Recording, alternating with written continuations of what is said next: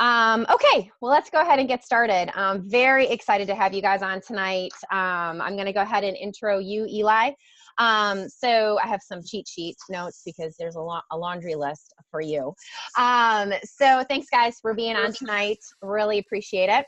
So I'm going to give you guys a little bit of a background about Eli before we get started. So he is an Olympic modern pentathlete, which includes fencing, swimming, horseback riding, running, and shooting.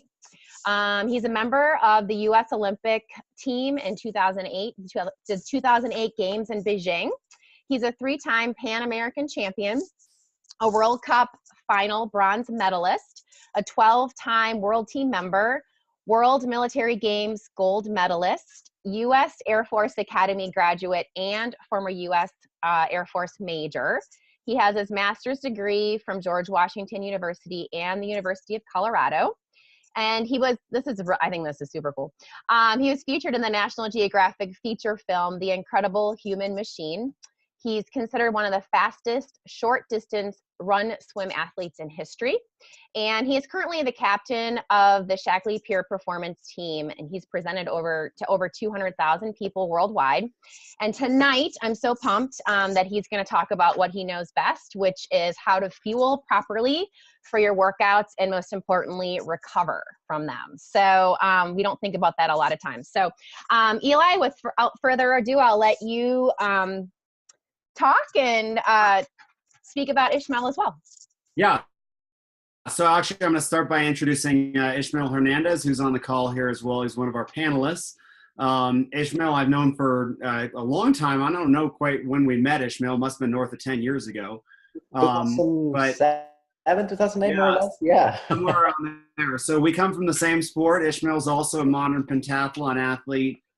Went to the 2016 Olympics in Rio and won a bronze medal there. And we're very proud to have brought him on to Shackley ahead of that. And Ishmael and I had many conversations talking about nutrition.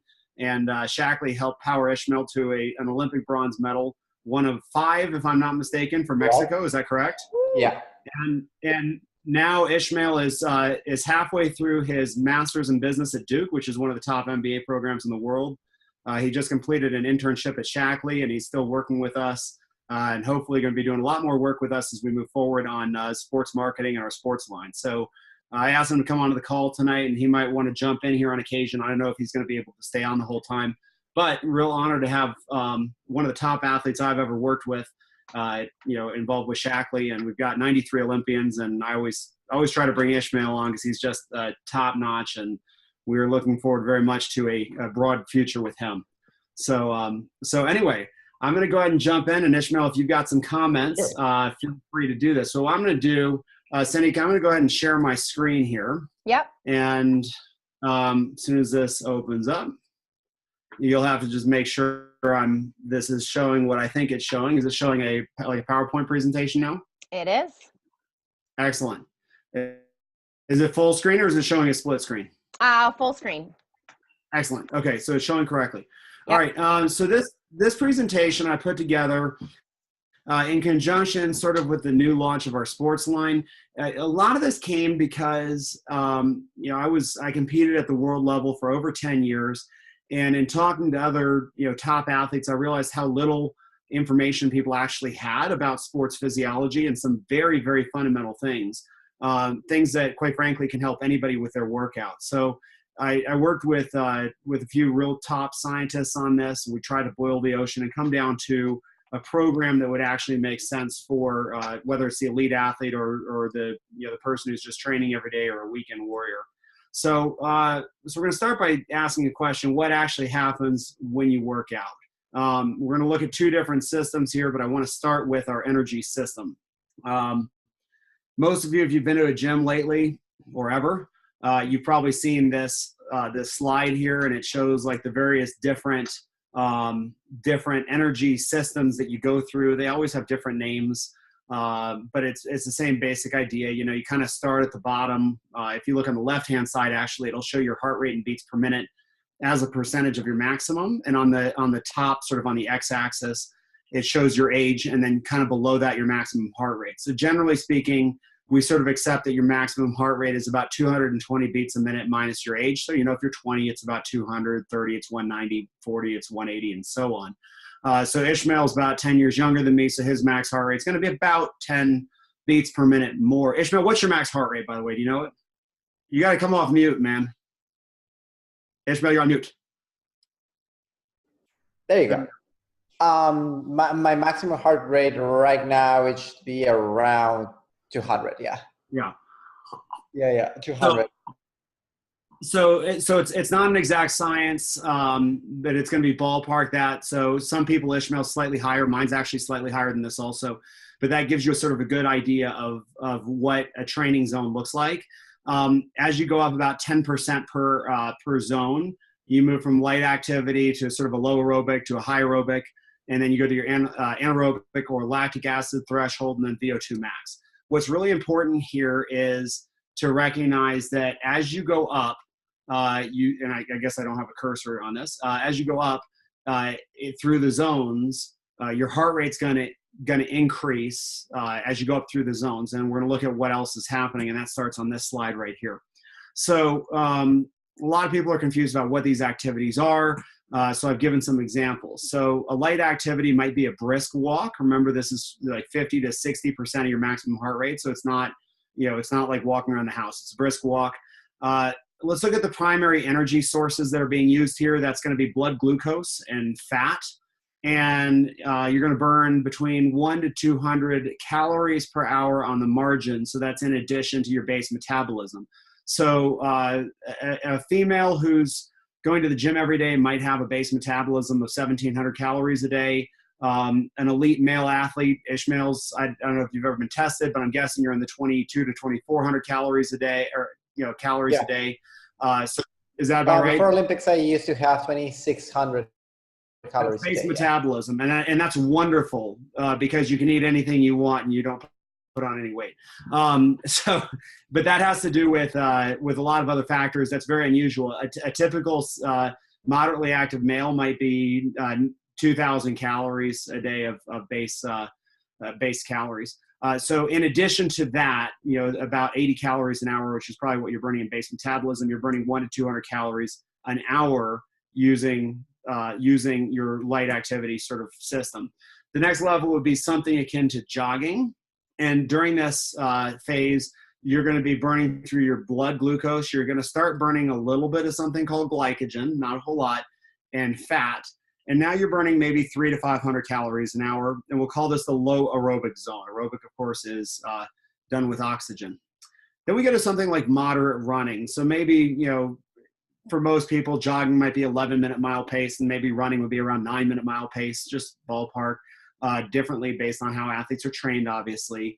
But your primary energy source here is going to be, you're going to have consumed carbohydrates, glycogen, and fat. So the reason why we change from blood glucose to consumed carbohydrates is about the time that you're really working into the system.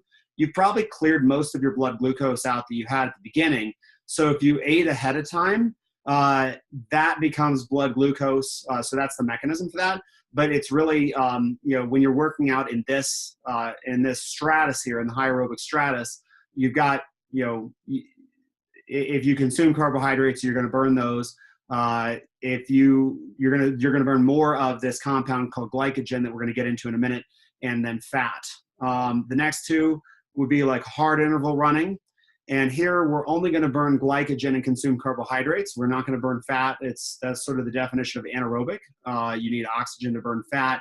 Look at the calories on the right-hand side there, 900 to 1,200 calories an hour. This is why actually Ishmael would burn, at a base metabolic rate of 2,600 calories, probably about where I was when I was close to his age as well, because your metabolism is really jacked up from doing this type of a workout. And then the last one would be an all-out sprint. That's a VO2 max. This is an unsustainable level of effort. I put down an estimated 1,500 calories, could be 2,000 calories an hour. You can only do this for maybe 90 seconds to 2 minutes, and then you basically fall apart. And you notice there that our only energy source really is glycogen. So interestingly enough, if you look at the lower three levels, you'll notice that you burn fat in all of those. And if you go back about 20 to 30 years, in fact, I was on the treadmill today and I was noticing on the treadmill, it said fat burning zone. Physiologists used to suggest if you want to lose fat, work out at a lower level because that's your fat burning zone. And and they're technically correct. In those lower zones, you are burning fat as an energy source. But we also know if you want to lose weight, you need a caloric deficit, right? And so you're not burning nearly as many calories. And so we now actually know that working out at the harder interval rates actually produce better results both athletically and for weight loss. So if someone says, hey, well, don't work out hard because you're not burning fat, that's technically true, but it actually doesn't take into account the caloric requirements for working out at higher levels. So let's talk about glycogen now. Glycogen is the stored carbohydrate energy source in the human body. We don't really, when was the last time you were at the gym and someone's like, oh man, my glycogen supplies are low? Like, we don't talk about this much. It's not a highly understood phenomenon because you can't see it, you can't touch it. But I tell you, if you work out a lot, you can sure as heck feel it. It is sort of the jet fuel of human propulsion, if you will, for how to work really hard. I'll use sort of Ishmael as an example here. That I was actually the NBC commentator calling his race in Rio, and if we were looking at the analysis of the energy he's using, the last discipline is 4 times an 800-meter run with about a 12-second shoot in between each one. So the first round, Ishmael's probably in high aerobic, I'm guessing. He's burning through fat and some glycogen. The second round, we're probably getting anaerobic. Third round, anaerobic. And the fourth round is VO2 max, okay? And he's burning glycogen pretty much all the way through, and you get done and you fall apart because you have no more glycogen left in the tank. So that's what you're using this for, is that super high octane, speedy kind of workout. Dr. Gennady Sokolovas is one of the world leading experts, probably the world leading expert on glycogen consumption in elite athletes. He's worked with over 110 Olympic gold medalists, consults for numerous Olympic committees. He's getting on a plane tomorrow at the request of the International Swimming Federation to go work with a bunch of international coaches in Belarus. He's also our Shaklee Pure Performance Team physiologist, and we're partnering with him to lead research on how nutrition interfaces directly with lactic acid production and consumption. So let's talk a little bit more about glycogen, because in my opinion, this is one of the least understood components in exercise physiology. So you got that glycogen, as I said, it's your stored energy in your muscles, it's in your liver. It serves that function of being that really high octane fuel, but it depletes as you work out. So if you start with a full tank of glycogen in your muscle and your liver, as you work out harder, this is just an estimate. As an athlete's higher trained, they can go longer and they have a higher glycogen reserve. But the point of this is, if you work out really hard, your glycogen depletes faster than if you work out sort of at the moderate level. So picture if you're in the lactic acid threshold zone, your glycogen depletes maybe twice as fast as if you're in the high aerobic zone. And then if you notice in the other one, on the light exercise, you're not depleting your glycogen really at all. And that's because it's, as you might remember, you're really only burning fat and blood glucose. But you're not burning many calories. So the more glycogen you're burning, the more calories you are expending. That's one way to look at it. The harder you're exercising, the more glycogen you are expending. When you run out of glycogen, you actually lose the ability to train at the higher levels. You can only go into the aerobic phases. You cannot be anaerobic without glycogen or with a substantial amount of consumed carbohydrates. So that talks mostly about our energy. Now let's take a look at what's happening with our muscles. These are actually quite a bit simpler to talk about. Most people kind of get this from the beginning. This is a muscle fiber. It's got a lot of different layers and stuff, but what happens is kind of similar throughout. You get disruption, you get tearing, you get breakdown, inflammation, trauma, stress, and damage. And that's across pretty much all your muscle fibers that you're using while you work out. Don't go into too much the chemistry behind this. I'm much more interested in the general aspects of what happens to your muscles. So it's much more simple than energy. So let's quickly summarize what actually happens when you work out. Well, on the energy front, your stored energy, i.e. your glycogen, is depleted. Your muscles are torn down. and you're weaker than you were before. Okay, and I want to pause for this for 1 second. This is fundamentally true. After a workout, you are weaker than you were before the workout. So when people say, I go to the workout and I go get energized, no, you get a high from endorphins. You actually have less energy and your muscles are weaker. Okay, this is a scientific fact. And this leads us to the fundamental question, why in the heck do we work out then, right? You know, I thought we worked out to get strong, and yet you're telling me we're weaker after we work out. So the reason we do it is that stress, it does a body good. And why is that? And it's because your body naturally wants to rebuild as a result of stress. And this is true in virtually every area. If you think about astronauts who go into space and they're in a non-gravity situation and their bones are not getting pressure on them, the bones actually start demineralizing. This is the exact same response that our bodies get with working out. So we stress, the body naturally wants to rebuild. So therefore, the nutrition you consume during and after the workout has more impact on your performance than what you eat before. Very, very key here. This is one of the things that separates the truly elite athletes from, in my opinion, the sub-elite athletes, you know, your national teamers, your collegiate athletes. And I wouldn't even say all the elite athletes get this one correct, the ones that do get this correct. And Ishmael, feel free to jump in here if you have got any stories you want to share. But the athletes that get this correct are absolutely the ones who work, and that's because the nutrients are the construction materials your body needs to rebuild. Yeah. So actually, like the first time I went to my nutritionist, she explained to me this like going to the supermarket. Pretty much, when you go to the supermarket, you pick what you need, and if they are out of stock, then you pick the second best thing. The same happens with your body. With your body, when it has like the right nutrition, and then when it has the right nutrients, the right vitamins, the right minerals, then it rebuilds itself. But if it doesn't have the right things, then it starts consuming the second best thing. And the second best thing can be like tearing down your muscles apart. They start having like injury. That's why you get injured sometimes. Like sometimes the stress, the lack of recovery makes your body like grab to the second best thing. And the second best thing can be muscles, bones, the fascia, like name it. Like pretty much your body start consuming itself in order to rebuild itself, which is counterintuitive. Ishmael, how far into your career was it before you figured this out? Like far.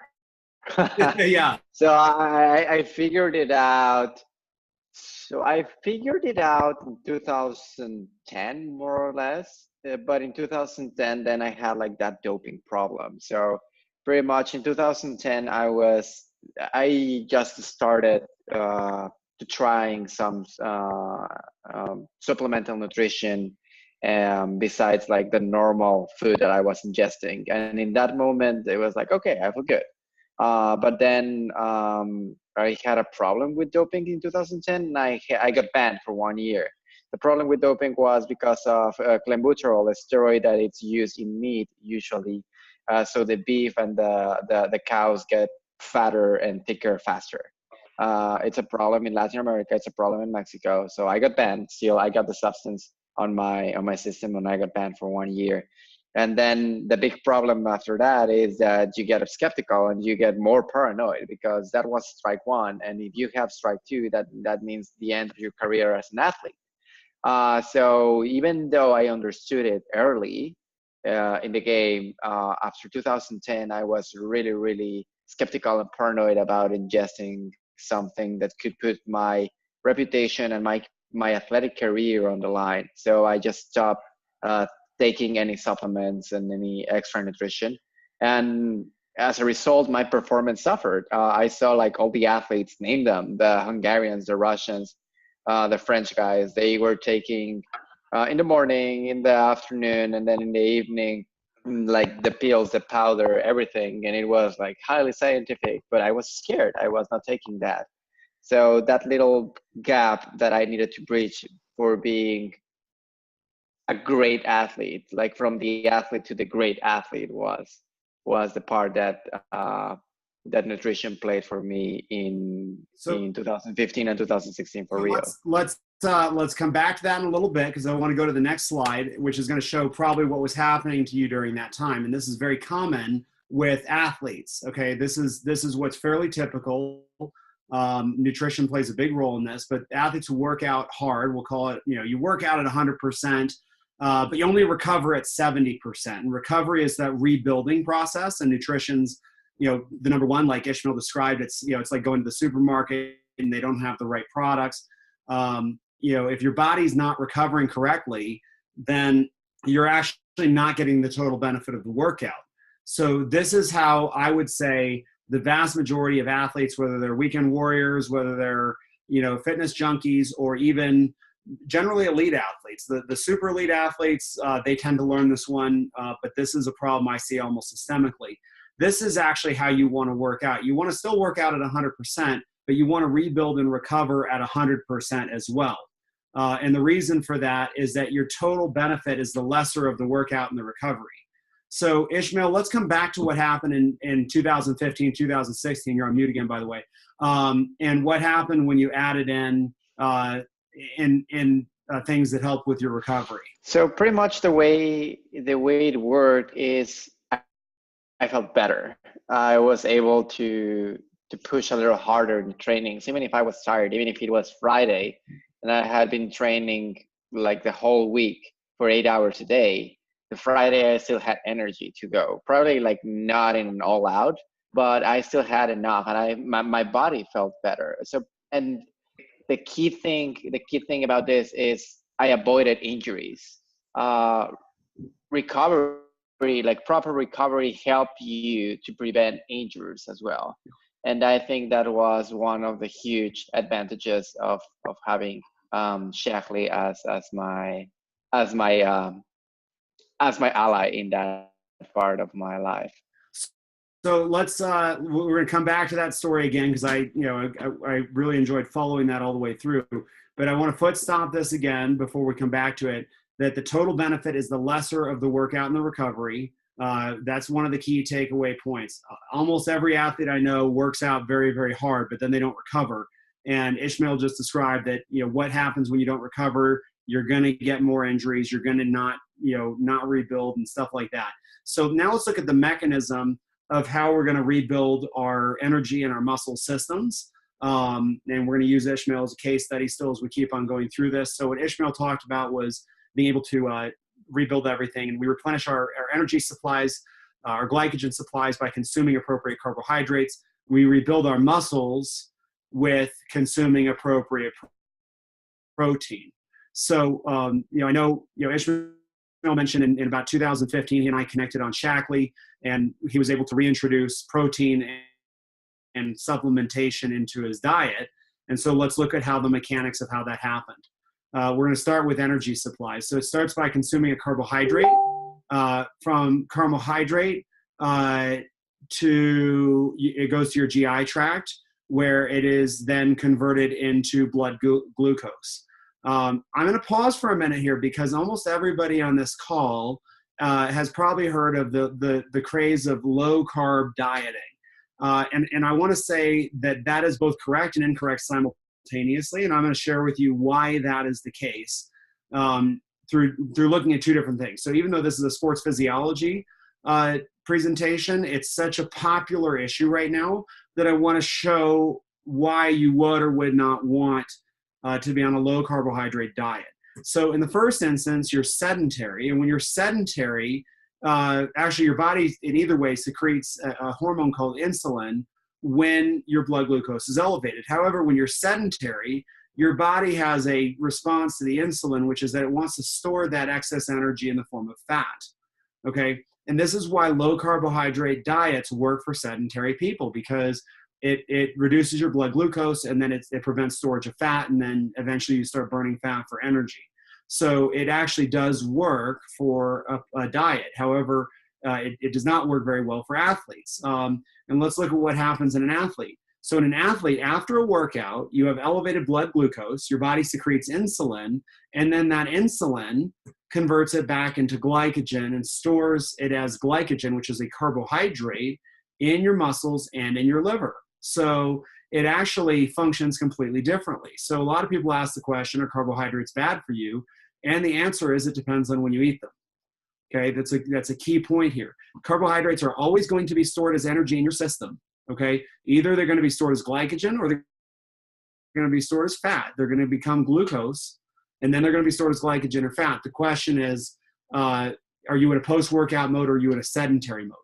All right, let's look at how we do muscular rebuilding. And this was a big issue for Ishmael because of the issue around getting proper protein in Latin America that wasn't contaminated. And that was where Shakti partnered with him to help him out on this one. You start by consuming protein. It goes to your GI tract and your liver, where it's broken into amino acids. Those amino acids enter your bloodstream, and the bloodstream carries them to the muscle. Now, your muscle does one of two things. It does both of them, actually. It rebuilds the old muscle, which has been damaged, and then it actually builds new muscle. Ishmael, can you jump in real quick and describe what that felt like when you were able to start consuming protein again? Because this was, I know, a big issue for you. So the feeling is actually feeling less sore. So it's, and here, feel free, like, to anybody who wants to interact in the chat. But you often, when you work out, you feel sore, and that's normal. That's what you just described. You are just putting the stress in your body and kind of ripping it apart in order to rebuild better. In this point, like the line that says, "It doesn't kill you, make you stronger," like it's literally true. But for me, like what happened is, I have like a really skinny composition. Like physically, I am really, really skinny. Right now, I should be weighing more or less like 150 pounds, more or less. When I was training, I was weighing like even less. I was around 140. I was really skinny, and I wasn't able to produce any muscle. My arms were skinny, my abs were skinny. Everything on me was skinny, and that was like a huge setback, especially in fencing. In fencing, it was a combat, like a direct combat with your opponent, and you wanted to have muscle, you want to have strength. So in that moment, I was not able to produce any strong reaction, any explosiveness out of my body, because I didn't have the muscles. So then that's the nice part. When you start replenishing what you have used, or broken, the part of rebuilding the old muscle, and then start building new muscle, then you can also start building strength. You can start building like this quick reaction that you need, for example, in fencing. And that was like a huge advantage that I ended up using in Rio. And by the way, heart muscle is also a type of muscle that if you're not consuming appropriate protein, it will not rebuild your heart correctly. One of the takeaways on this slide is, if you notice, protein doesn't like to be stored as energy. It doesn't want to be stored as fat. It doesn't want to be stored as a carbohydrate in glycogen. So a lot of people get this confused, by the way, and they say, "Oh, I'll take protein for energy." Protein's really about rebuilding your muscle. It's not about energy. So that's an important takeaway from this slide. Again, why do low carbohydrate, high protein, high fat diets work? For sedentary people, it's because it's hard to convert protein into fat. So, but for athletes, we want to convert the protein into muscle. So that's why protein consumption is important. So are all nutrients created equal? Obviously, the answer is no.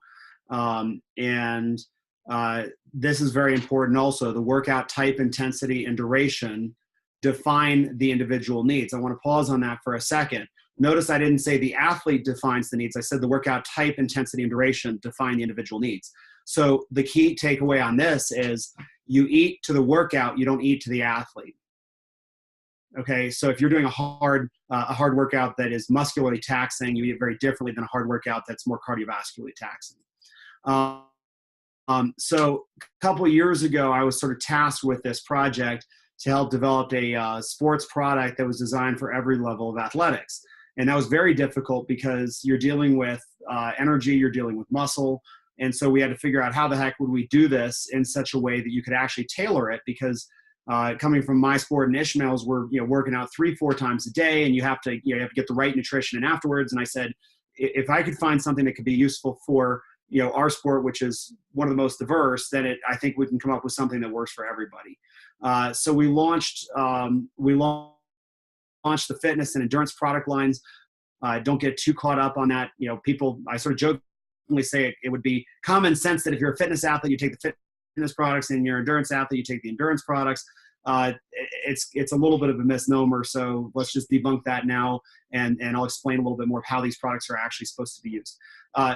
So we came up with 3 products, a before, a during, and after product that would be useful for athletes. So the Energize products are before, and that's about getting some caffeine in your system, something that gets your metabolism cranking. Caffeine also helps with fat metabolism. It makes fat more bioavailable for consumption in your body.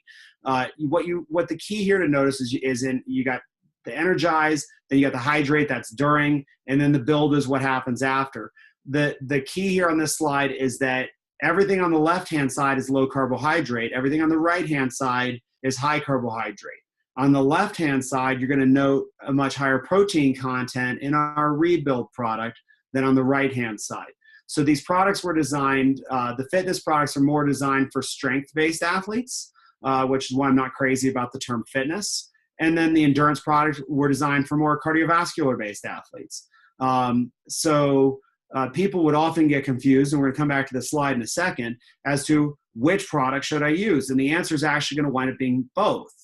We designed these products to be mixed together. So if we go back to our slide here that talks about the different energy levels, and you can see the different types of systems. And now you see glycogen there going up and up and up as we increase our activity. In terms of our carbohydrate consumption, I recommend you take fewer carbohydrates at the lower energy levels, and then you take more carbohydrates at the higher levels. So at the bottom, you're kind of using 100% fitness products. Why is that? We don't want to flood your body with carbohydrates if you're not burning them. Okay. And if you're walking, you're burning blood glucose, just a little bit of that, and fat. Well, no one I know wants to replenish their fat. That's never a goal of working out. You say, oh man, I want to replenish my fat supplies. So we're not concerned about that. As we get to the higher ends, you have to replenish your glycogen, or you can't reach peak workout levels. Dr. Sokolova shared with me that before the 2008 Olympics, he had been testing Michael Phelps and discovered that within a couple days of coming off their rest days, so Tuesday, Wednesday, they weren't able to reach peak levels of lactate, which is an indication for energy output. And that was because their glycogen supplies had been depleted. He put them on a much higher carbohydrate diet, and Michael was able to increase his energy output substantially in the practice. So he actually got his coach, Bob Bowman, to stop every 30 minutes, and they would do a feed every 30 minutes in the middle of the workout, and they were able to achieve much higher levels of peak lactate. And it was after that that Michael won 8 gold medals at the Olympics. So for a practical purpose, though, obviously, I don't think anyone here is going after 8 gold medals at the Olympics, but maybe some people are trying to get college scholarships or something like that. How do you synthesize this into something that works? Well, what if you're doing a hard interval run and you say, or a football practice, something like that, where you're consuming a lot of glycogen, but you're also working your muscles really hard. The products were actually designed to be blended together. So let's take it from the end first. Let's say you've just done a really hard muscular and cardio workout, and you're trying to decide, do I want the 3-to-1 carbohydrate to protein ratio that's in the endurance build, or do I want the 7-to-1 protein to carbohydrates ratio that's in the fitness build? You can actually mix the two of them together. That's the beauty of a powder, and you can get to something that's 50-50. So you could get to a 300 or a 400 calorie drink that's 50% carbohydrate, 50% protein. And now you're able to replenish your energy supplies, your stored energy supplies, but you're also giving your body enough protein to rebuild the muscles. If you feel like you used more muscle than you did your cardiovascular, you could simply add more of the pure protein powder. It's nearly a pure protein powder into your recovery drink, and you're going to get more protein to do more muscular rebuilding. You can repeat that 2 hours after if you want. That'll help. Now, if we go to the during the workout drink, let's say you're doing an easy jog and you say, I really need more than 10 calories of carbohydrates to keep going, but I don't know if I want to be taking 100 calories a serving. you can actually blend those two and you can get to a full electrolyte drink. So the electrolyte components are going to be basically the same, but you're going to have half the carbohydrates without sacrificing any of the electrolyte. And of course, you can get to anything else in between. You could, in theory, get to 70%, a 70% carbohydrate drink without sacrificing your electrolytes. So these products, it looks very simple, but it was designed to be able to hit anything on that scale of I'm working my muscles really hard. Picture a weight training practice where your heart rate's not getting terribly high, or an endurance run where you're using almost no muscle except for your heart and some of your leg muscles, and you need tons of carbohydrate to rebuild and recover. And if you give your body what it needs, it's, as Ishmael so eloquently put it earlier, if you give your body what it needs, it's going to rebuild correctly. If you don't, if you go tear down your muscles and you don't give it protein, it's going to go looking for the protein from another source. If you tear down your energy supplies and you don't replenish them, it's going to go looking for it from another source, and it's going to start tearing down your body even farther. So, so that's how our bodies actually work when we work out. I'm going to do a few key takeaways, and then Cindy, I'll let you share whatever we've got in the chat box with questions. So if you got questions, go ahead and start loading them in the chat box. The key takeaways of this: the total workout benefit is the lesser of the workout or recovery. If only 99% people get this wrong, I'd be amazed that it's that few. This is something I've been guilty of it. Ishmael, I'm sure you've been guilty of it, of not recovering as hard as you work out. We have a saying in the Olympics: you're never overtrained, you're under recovered. So the total workout benefit is the lesser of the workout or the recovery. That's scientific fact. Carbohydrates and proteins serve completely different purposes. Carbohydrates are about energy. That's what we burn to do our really high octane workouts. Protein is about muscle. So if you expect carbohydrates to function like proteins or proteins to function like carbs, you're not getting the most out of your performance. This has been so grossly understood in the era of low carbohydrates. And again, I approve of low carbs for most people who are not working out, but in the athlete, a carbohydrate functions differently. Consumption during and after the workout is more important than it is before. This is shocking to most people, but if you think about it, if you go back to my chart, consumed carbohydrates are a very small piece of the puzzle, but glycogen supplies are a very, very large piece. Same thing, you don't need protein ahead of time, you need it afterwards. Yes, Ishmael? I think it's good to add here how soon after workout it's important. There's a window over there after you end workout that is 15 to 20 minutes. That is where your body starts recovering. It's a peak where it starts looking. It's exactly that moment when you want to have that intake of carbohydrates or protein. So 15, 20 minutes, no more after workout. I think that's the window that you want to. Yep. And so if you hit your post-workout recovery after, what's going to happen is you replenish your glycogen supplies, you've rebuilt your muscle, now you're ready for the next workout. So the time to get ready for the next workout is immediately after. Like Ishmael said, it's very much like a clockwork. I actually recommend you take your recovery product to the practice with you and don't wait until you get home. Drink your recovery product at the gym so that it's bioavailable when your body needs it. So this one is so tough for people to appreciate. And I will tell you, if you want to turn your workout and your fitness around, pay tons of attention to what you eat after. And all of a sudden you're going to say, wow, I'm seeing results like I've never had. Eat till your workout afterwards, and you'll see incredible results. And then the last thing is carbohydrates act differently depending on when they're consumed. That's so important. Carbohydrates are very finicky. They want to store as energy. They'll store as fat if you're not treating them correctly, but they'll store as glycogen if you are. And if you're trying to get in shape, you can't scrimp on the carbs. I've spent so much time talking to people who go on a low carb diet and then they go try to do running and they don't get the results they want. And I say, right, physiologically, you have to have carbohydrates, and you don't have to worry about it. If you're burning 1,000, 1,500 calories a day, you don't really need to worry about a low carb diet. You have to worry about when you eat them, the quality of them, stuff like that. But you're not going to act the same as your sedentary friends. So those are my key takeaways. With that, I will turn it over to Cindy. And Cindy, if you've got questions in the chat box that we can start answering. Yeah, so I had another question for somebody that's doing more of an endurance workout, so like more than an hour. At what point should they take a break to actually consume a product? That's a really good question. So you don't necessarily need to take a break. I mean, my workout today, I jumped on the treadmill, and it was snowing out here in Colorado, so I had to run on the treadmill. I had my bottle of Hydrate Plus on the treadmill, and I can drink it, and it's amazing how fast that hits your system. So you don't necessarily need to stop. What's important, I mean, obviously if you're swimming or if you're, doing an activity like that, you have to stop. It's not necessarily important to stop. It is important to feed during a practice. Right. Okay. And I would say if you're going to do an hour and 15, hour and a half practice, you probably want to start within 10 minutes of the workout so that you get that level of glucose going across. What you're going to see is you don't want to wait until your glucose levels are low, because now you're already decreasing your performance. So if you're going to do a long workout, plan it out. Take your typically people love the sports drink because it doesn't make your stomach feel bad. Whereas if you stop and start eating bars or something like that, it digests slower. It doesn't get to you as fast, and it may make you throw up. Yeah, I found that when I teach cycle, and as an instructor, you're having to talk and motivate, and I like to do the full class. And Hydrate Plus is huge for me with that extra carbs. I don't find that I, am riding and then I dip down. Like I'm able to sustain all the way through. And Cindy, how long you're doing basically spinning there? Is that correct? Yes. Mm-hmm. Yes. You're probably burning maybe 800, 900, 1,000 calories an hour.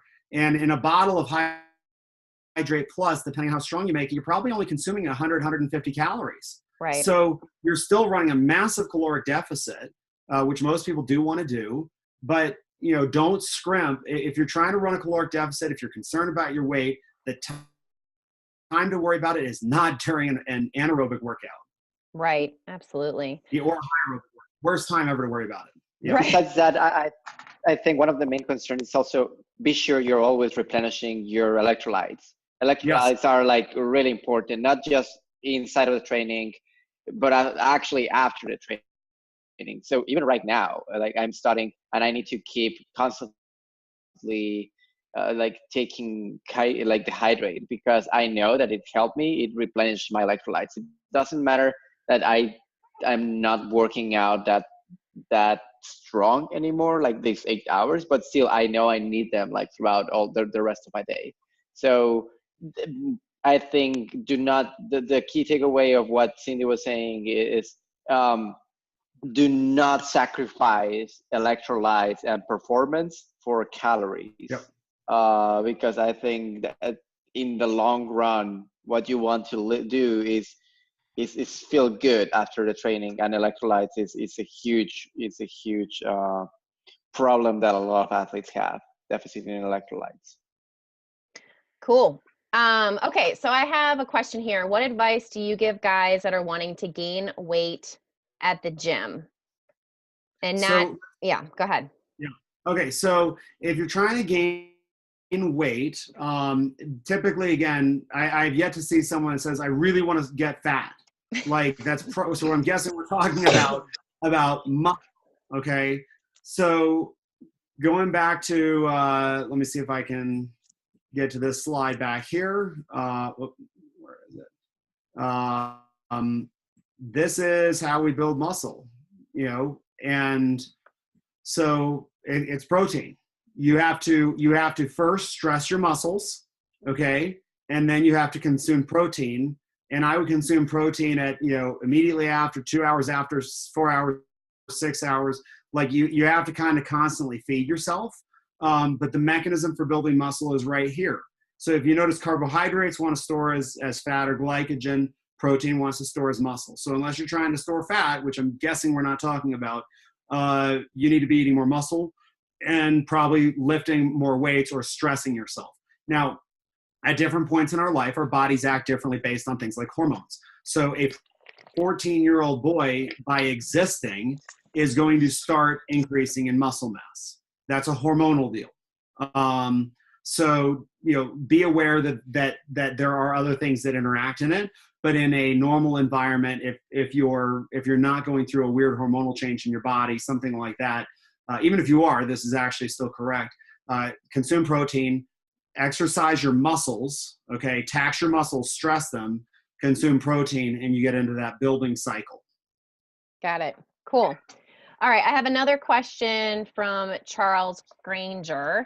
He has a teenage female soccer player who plays 4 to 6 days a week. What are your suggestions, and are there concerns for athletes of this age? At that age, I'm not terribly concerned about, about taking proper supplements. I am a little bit concerned as you get younger because, again, prepubescent athletes tend to perform a little bit differently. With that being said, there's some strong foundational physiological things, but I believe that kids, first of all, we talk about supplementation. It supplements a good diet. It sure as heck doesn't replace it. So, with that being said, a female that age, I think you're fine. That I would strongly suggest starting out on the endurance line. Soccer players run about as much as runners do. Mm-hmm. And so they're burning through their energy supplies. One of the problems you're going to face is if you don't replenish those energy supplies, you can cause other problems. Like Ishmael was saying, you're breaking down your body, you're not replenishing it. Now we can cause hormonal problems like cortisol, stuff like that. So I get a little concerned about people trying to starve their bodies. And so even if weight's an issue, I don't know what if we're worried about body comp, but even if it was, I would recommend the endurance line for a female soccer player, given the amount of running they're doing. Again, focus on the during and after. So hydrate plus during, that's your carbohydrate and electrolyte blend. And then the build plus after, that's a 3-to-1 carbohydrate to protein ratio to replenish your glycogen, along with giving you some protein to build some muscle. That's great. Awesome. All right. Then I have for something like a boot camp, what do you recommend? And then also for like marathon and half marathon runners, obviously we're talking about two different exercises here. What are your thoughts on that? So, like a lot of people that are on this call do a burn boot camp type workout, which is obviously high intensity interval training, for shorter periods of time. What would you recommend for that? Okay. So actually let's start on this slide and look at how many calories you're burning. That's something to always be cognizant of. I wouldn't say religiously worship it, but these are calories per hour here. So I would say a boot camp, oftentimes you're getting up toward that anaerobic level. So maybe you're at 750 to 800 calories an hour. So my wife's a member of Burn Boot Camp here in Colorado Springs. She goes, 5-6 times a week. It's 45 minutes, pretty hard. I feel comfortable saying she's burning 600 or 700 calories during that time. So that's an important thing to keep track of. Okay, what's she burning? Let's say she's in high aerobic to anaerobic consumption on our energy scale. She's burning through glycogen. She's not burning through a lot of fat, incidentally. And if you know my wife, there's not a lot there to begin with in terms of fat. After 2 months, she lost an inch out of her waist, and I was like, "Where the heck did that? How?" But she's really enjoying this type of workout, which I think a lot of people are now. But she's using basically glycogen and whatever she ate, before or during. So if we go back to our products here, a boot camp actually also has a reasonably high muscular component. So I'm not really comfortable giving someone in that situation. I'm actually totally comfortable giving them full strength hydrate plus. Okay. I'm totally comfortable if she wants to take 100 calories during that time and she's burning 700 calories, she is not going to get fat with that. In fact, what she's probably going to do if she consumes 100 calories of carbs, she's probably going to burn 150 more because she's working out harder. Okay. So that's the truth. My mom's got a doctorate in human nutrition. One of her sayings is that fat burns in the flame of carbohydrates when you're working out. And so I would say hydrate plus, but now let's go to the post-workout regimen. Here is where I would say is a classic example of someone who needs to blend the two products. I would use about 50% build and about 50% of build plus to get to somewhere near an even split, maybe slightly higher on the. Oops.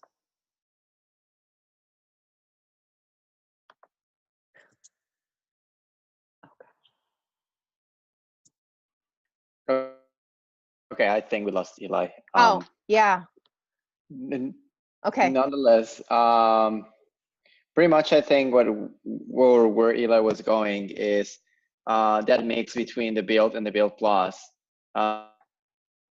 is really, really helpful for the type of boot camp workout. And then for marathon runners, what is the difference between the chew and the gels? Pretty much the difference is when you're running a marathon, you are when you're running a marathon or a half marathon, you're entering slowly that threshold that Eli told about. I'm sorry, I'm not having his slides to show. Nope. Well, we can use that. The one on the top, two more, the four. There you go. This one. So pretty much when you are doing a training, not a training, a marathon, you go into the moderate running, and after a while, because of the distance, you kind of hit the hard interval running. So pretty much the chews and the ones that have the more carbohydrates will help you to keep running and replenish that energy. And the difference between like that and any other gels, I think it's pretty much like the carbohydrates that they have, the caffeine that they have, and eventually how much you can use them. And so pretty much in a marathon, you would like to have the chews in your hand, not especially because you're burning in that moment the carbs. Oh, Eli's muted. Eli, you want to unmute? There you are. There you are. Okay. So if I could also to try to bring this back up, my computer disconnected there. I had to relog on. So one of the things that's happening in a marathon is, you're up at that, high aerobic to anaerobic level. You start burning through, your glycogen, your consumed carbs. At a certain point, you're going to hit the wall. And what every marathon runner knows what that feels like, and it feels like you've hit the wall. That's why we call it that. That's what happens when you run out of glycogen. By consuming carbohydrates during your marathon run, the competition or the training, you extend the amount of time before you're going to hit the wall.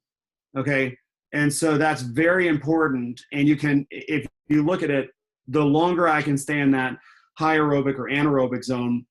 Most marathon runners are probably in the high aerobic zone. We're probably not dealing with anaerobic for 2 hours, 2+ hours. But the longer that I can stay in that zone before I completely run out of glycogen, the faster I can run. Because as soon as I run out of glycogen, I'm going to fall down into that moderate running to jogging kind of the high aerobic to the lower part of the high aerobic or the low aerobic zone. So this is crucially important for a marathon runner to consume bioavailable carbohydrates during the workout or during the competition. Awesome. I had another question. Is there a Shaklee product that you would recommend to substitute for the Build product that is dairy free? Sure. You can use the Life Shake. I don't have it put in here. And in fact, that's sort of a good hack. If I pull this slide back up over here. In fact, most of our women's rowing team, we've had, I think, 13 gold medalist rowers now. A lot of them actually use the Life Shake, which is a plant-based protein. So we've got some soy-based products, plant-based products, and we got whey protein. Even though those are marketed sort of for different purposes, if you look at them, they're going to be a blend of carbohydrate and protein, which works very well for most people, especially in a CrossFit environment. So we do have options. This is our sports. Oh, there you go. Thank you, Ishmael. I have it. Actually, I'm using it right now. Amazing. I really like it. Yeah. So it's marketed sort of as a meal replacement shake, but if you look at the carbohydrates and the proteins, it's a good blend. So it has 20 grams proteins, which is pretty much what the Build has. And right now we have here 11 grams of carbohydrates. Yep. So yeah, it's like built. Yep. And so when you want to add more carbs, that's when you're adding your fruit and your bananas and that sort of thing. I mean, you just kind of add more carbs that way. Yep. Okay. Yep. Or you can add more Build Plus.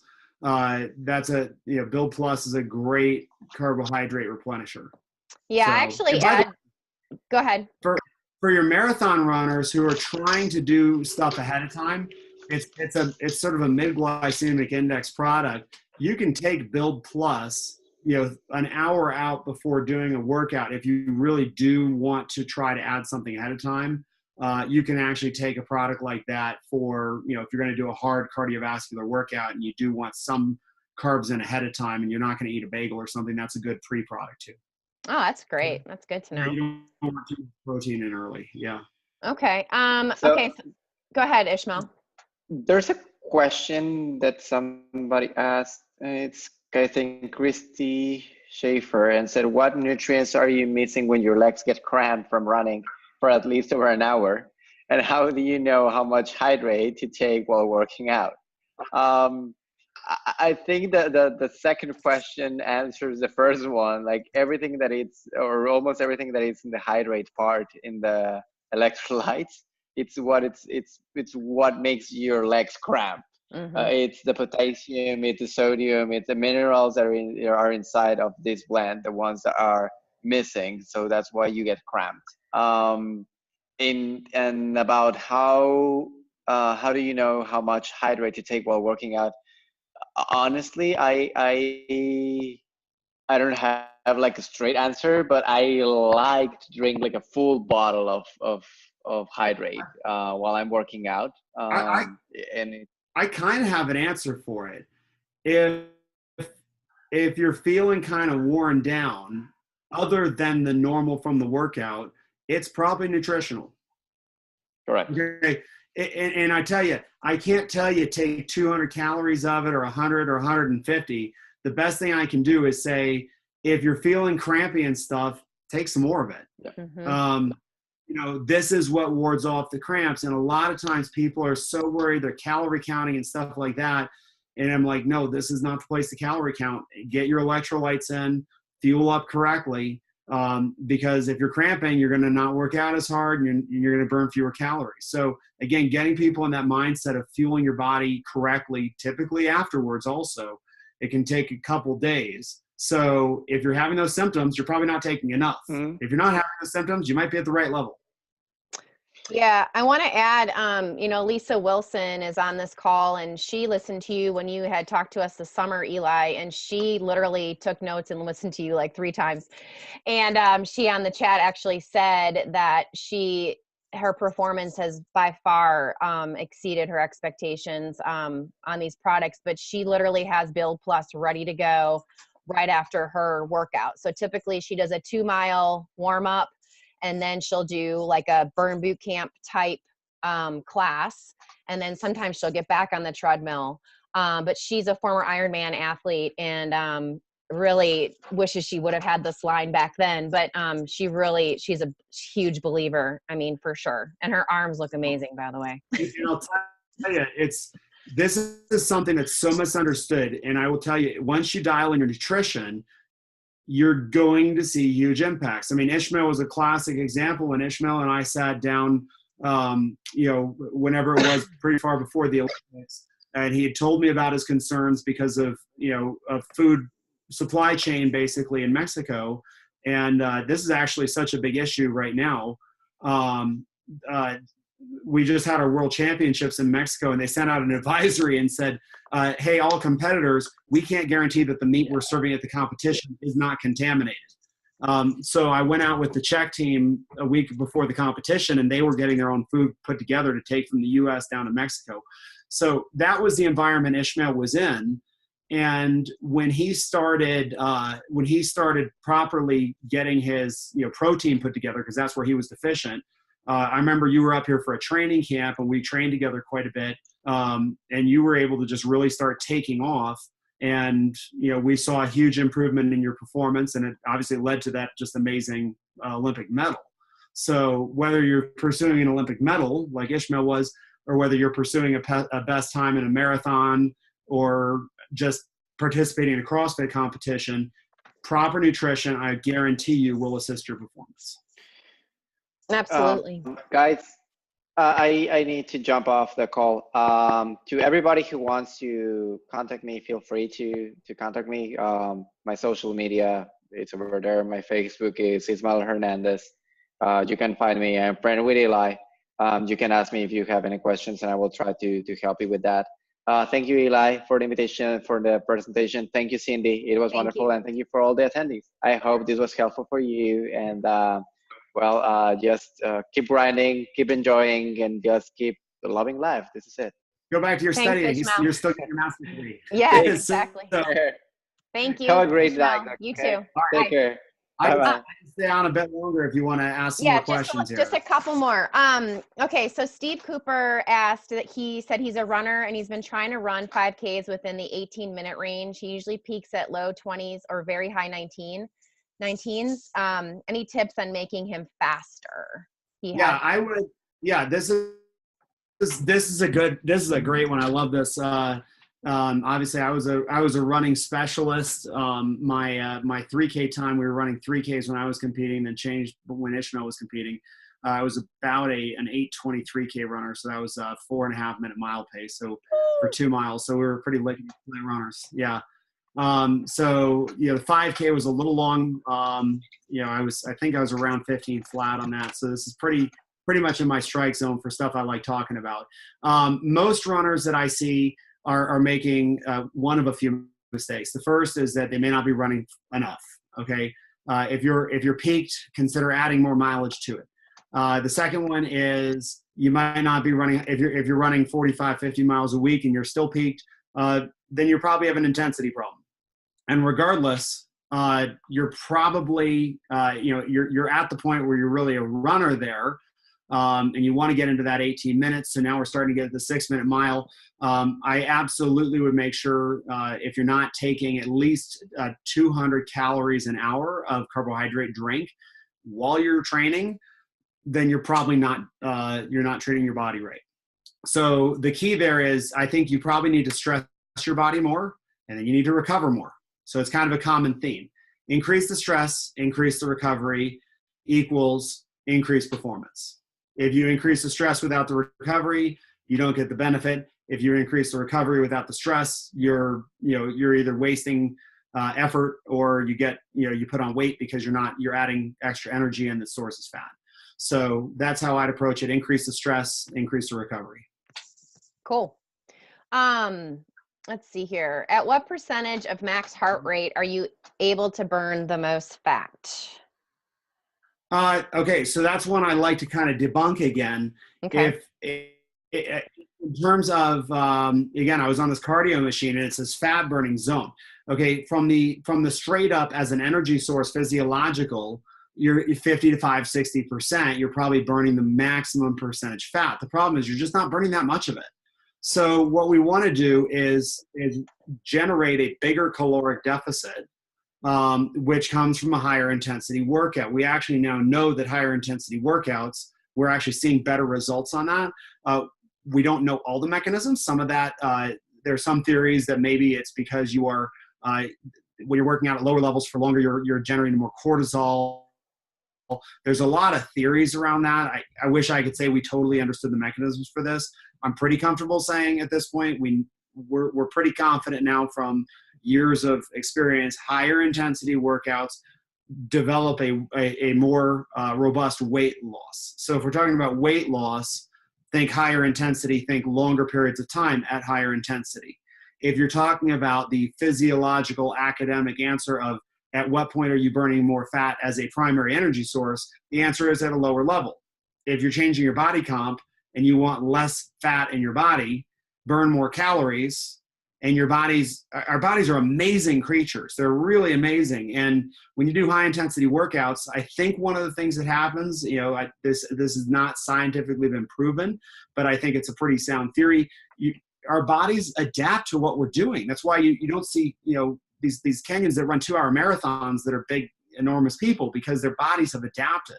And we're still learning how much our hormones interact and all these different components of our body. It's not a simple thing, but I can say again, if you want to lose weight and get skinnier, try higher intensity workouts, try working out for longer at higher intensity. And that will, if that was the question, then the answer is do those workouts. You'll probably see body comp changes you like. Got it. Okay. Someone just said, how often should a 13-year-old train to get faster for a 100-yard dash? That's a toughie. Track's a sport that is a much later blooming sport. If you haven't started swimming I started swimming when I was 7 and I was late. Swimming, you start at 5 or 6. I mean, it's that young. Track and field, I mean, we got athletes that started track in high school and they're elite level after college. I'm a big fan for those sort of sports. Don't push your kids too hard. Kids should have a blast while they're working out. And I'm not one of the ones to say, oh, don't keep score. Heck with that. The kids are keeping score. You keep score too. It's totally fine. But I'm also one to say, when I was 7 years old, I joined the swim team and it took me 3 attempts. When I was 17 years old, I broke every city record in my hometown in my events. And I remember that day looking around, and there was nobody who had been there the day I started when I was 7. I had outlasted all of them. And I loved what I did. When I was 13, I was still one of the worst swimmers on the swim team. So, when it comes to a sport like that, I'm really more concerned about passion and about having fun. And you know what? If that 13-year-old just can't wait to get on the track every day, that's a great sign. Mm-hmm. And if they don't want to be on the track every day, that's also a great sign. Because a lot of the kids that were more talented than I was, man, they'd burned out. When they were 13, 14, 15, they burned out. And then I hit the afterburners, and I was the one who broke all the records. Cool. That's awesome. All right. Well, I don't know. I know Carrie asked about mixing the build. I mean, I know people that mix build with coconut milk. She's saying water isn't ideal for her, but I mean, that's fine. Adding coconut milk, almond milk, any of that. I use a natural milk. I used to think I was lactose intolerant. My brother's a physician, and one day he told me, he said, hey, try all like raw milk, and I did, and I wasn't lactose intolerant, so I mix it with milk every day. Okay. By the way, I see a couple questions here I actually would like to hit. Someone asked, how long does it take for this to sort of kick in? The answer is probably within 2 to 3 days of when you start, when you get your nutrition aligned, you should actually feel a difference. And the beauty of this in sports is, like, if you're running, you're going to run faster and you're going to feel like you can run longer. You can't be fooled by it. So that was Christina Walsh asked, how long would it take to see results from these products? 3 to 5 days. And it might take you a little longer than that to get it dialed in, but typically if you start on a Monday, by Wednesday or Thursday, you're going to be like, wow, I feel great. So that's pretty good. And then I see another one just came in about energize, how soon before a workout? I recommend 15 to 30 minutes. I wouldn't do more than 30 minutes, but I think I wouldn't do closer than 15. Those are designed to be taken sort of in that window. What about bulking with protein intake post-workout? When you're repairing your muscles, are you also building to make bigger or just repair the teardown?